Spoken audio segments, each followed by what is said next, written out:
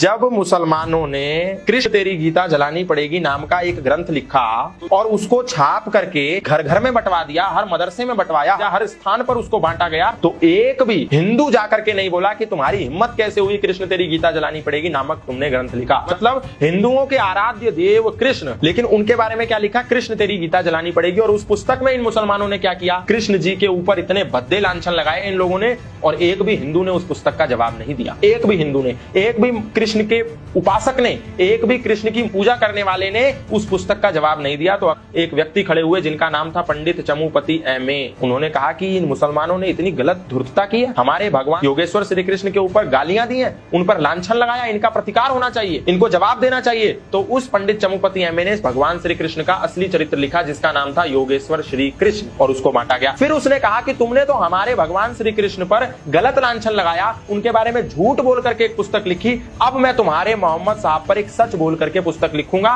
तुम्हारी हदीसों और तुम्हारे कुरान के प्रमाणों के आधार पर लिखूंगा। और उस पंडित चमुपति एमए ने एक पुस्तक लिखी जिसका नाम था रंगीला रसूल। अब उसको छापे कौन, एक भी पब्लिशिंग हाउस सनातन धर्म के नाम पर चलने वाला, धार्मिक पुस्तकों को छापने वाला, उस पुस्तक को छापने के लिए तैयार नहीं हुआ। तब लाहौर में एक प्रकाशन चलता था, एक पब्लिशिंग हाउस चलता था जिसका नाम था राजपाल एंड सन्स। महाशय राजपाल उसको चलाते थे। महाशय राजपाल ने कहा, पंडित जी मैं आपकी पुस्तक रंगीला रसूल को छापूंगा। तो पंडित चमुपति एमए ने उनसे बोला कि पुस्तक तो छाप दो पर लेखक का नाम नहीं देना, क्योंकि लेखक का नाम दोगे तो समझो सजाए मौत। अब आप सोचेंगे पंडित चमुपति एमए ने जब हदीसों और कुरानों के आधार पर लिखा तो काहे की गुस्ताखी।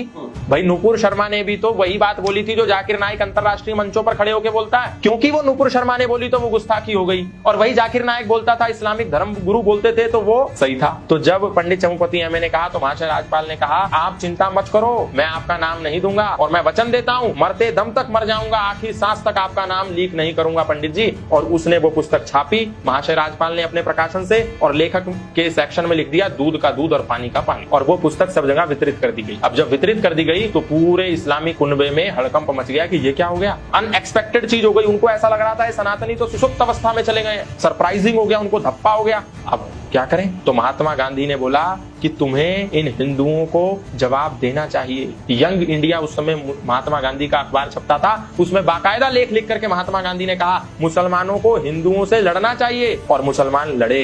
कई बार महाशय राजपाल पर हमले हुए कि बता दे कौन है इसका लेखक, लेकिन महाशय राजपाल ने नहीं बताया। अंततः गत्वा ये केस लाहौर के हाई कोर्ट में पहुंचा। हाई कोर्ट में लगभग 3 साल ये केस मुकदमा चला। जज साहब ने 5 मौलवियों की एक समिति बनाई और बोला कि ये देखो ये रंगीला रसूल इन्होंने लिखी है, मुसलमानों ने इस पे केस कर दिया है, तुम इस पुस्तक को ले जाओ और ले जाकर के देखो कि इसमें कौन सी बात ऐसी लिखी है जो झूठ है, कोई ऐसी बात है जो अप्रमाणिक है, जिसका कोई रेफरेंस ना हो तुम्हारी हदीसों में, तुम्हारी कुरान में। तो सारे मौलवी उसको ले गए, उस पर शोध किया गया, बोले एक भी बात ऐसी नहीं है जो झूठ है। मौलवियों ने ये स्वीकार किया कोर्ट के अंदर, और बाइज्जत महाशय राजपाल को बरी कर दिया गया। अब जब छोड़ दिया गया तो महात्मा गांधी ने फिर यंग इंडिया में लिखा कि यदि न्यायिक व्यवस्था देश की तुम्हें न्याय नहीं दे सकती तो तुमको न्याय को, कानून को अपने हाथ में लेना चाहिए। उसके बाद महाशय राजपाल की लाहौर में चाकू घोंप घोंप कर हत्या कर दी गई। तो कहने का तात्पर्य ये है कि सनातनियों के कृष्ण को ये लांछन देते हैं तो सनातनी चुप पड़े रहते हैं, लेकिन यदि इनके ही बात को सच किसी ने उजागर कर दिया तो इन सबके पेट में दर्द हो जाता है। और सनातनी लोग फिर आर्य समाज को गाली देते हैं, बोलते हैं आर्य समाज तो मूर्ति का खंडन करता है, आर्य समाज तो कृष्ण को नहीं मानता,